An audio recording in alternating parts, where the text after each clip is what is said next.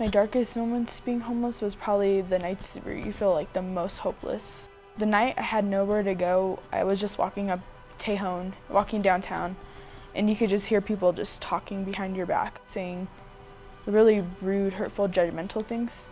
When you're already hopeless enough, it hurts a lot.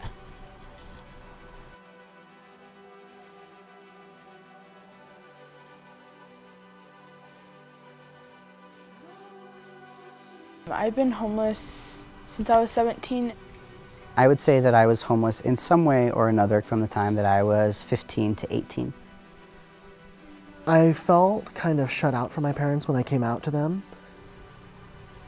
Home is not the walls, it's not the ceiling. The people you want to be with, be around.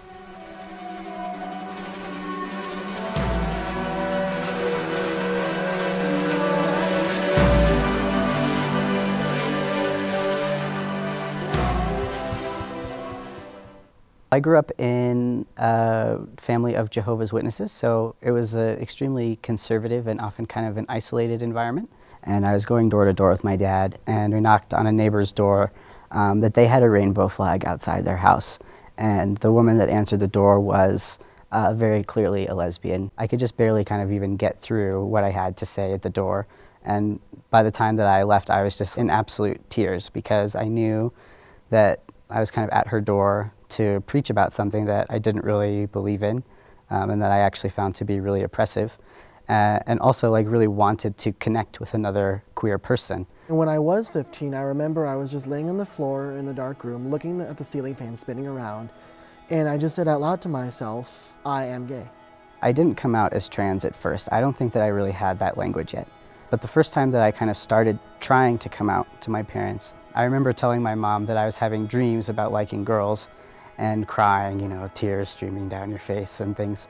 And mostly worried, you know, what does this mean about me? Am I going to be in trouble? There was a huge barrier that just erected right upwards. It felt like I couldn't talk to them anymore from that point. I think that my parents at the time responded maybe in the only way that they knew how, in that they talked to me about their views as Jehovah's Witnesses. They really treated this as some type of sickness. That experience really scared me. If a parent can move just from that sort of rejecting space to even just more like neutral, not even understanding, but just, you know, if a youth comes out and the parent says, I don't get it, I'm not sure I understand everything, but I love you.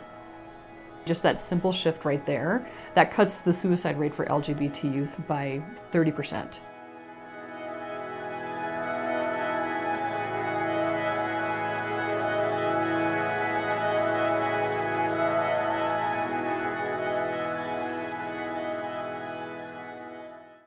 Lesbian, gay, bisexual, transgender youth who are rejected from their families. It's a population in youth homelessness that's really overrepresented. Most all my friends have attempted suicide.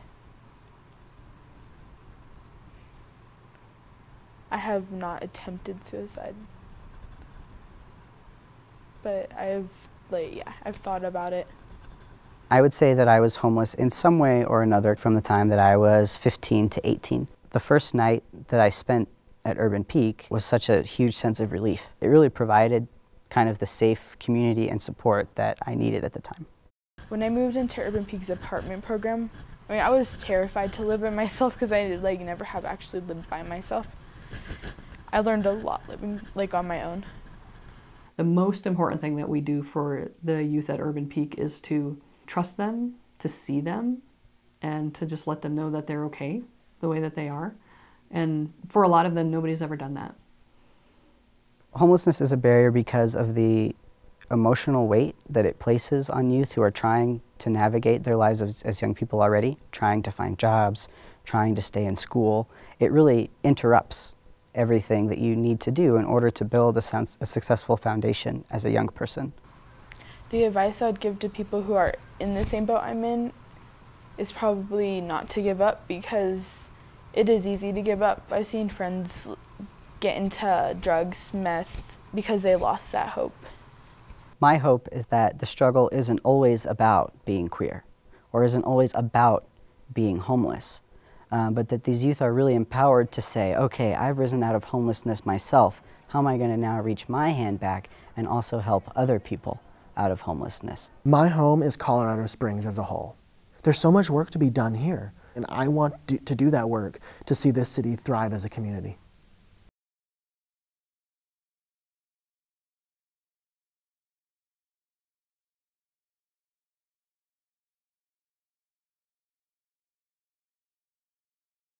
If I were to get the title of Mr. Gay Pride Colorado Springs 2014, all smiles is what I would be for the next month. And thank you for coming out to tonight's Mr., Miss, and Ms. Gay Pride pageant here at Club Kiel.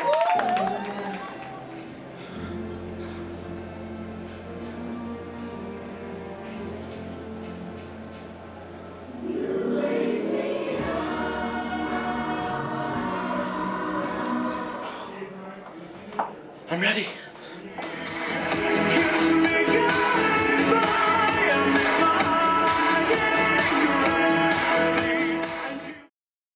If you've won this title, what will you bring to our young people to get them super excited about not just performing and have a lot of fun and goof around, but changing Colorado Springs and Southern Colorado? We are the next generation. We need to be the ones that step up here in the next few years and the next few decades to make things happen. Your Mr. Gay Pride 2014-2015 is Mr. Kevin Maddox.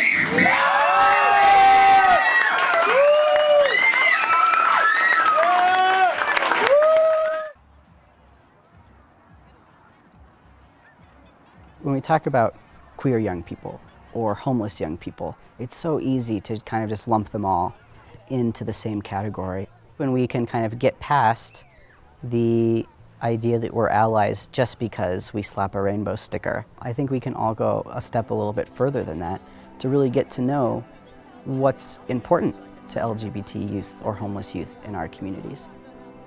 Nonprofits can do so much, but the overall culture and political culture in our community, as that starts changing, that's the thing that sends the deepest, loudest message to a young person. When they hear leaders can pick up a newspaper and read Cindy and Jane got married. So it's normalized. This is the United States, and there's, youth dying on the street every day. And we also think it's somebody else's problem. So I would like people to know that this isn't somebody else's problem. These youth are most often from our own communities. After having grown up in Colorado Springs for my entire life and never really liking it before, this is a really exciting time to be here because it seems for the first time in my life to have a really vibrant and inclusive and diverse local community. The most exciting thing is starting to look ahead at what the next 10 years will be like.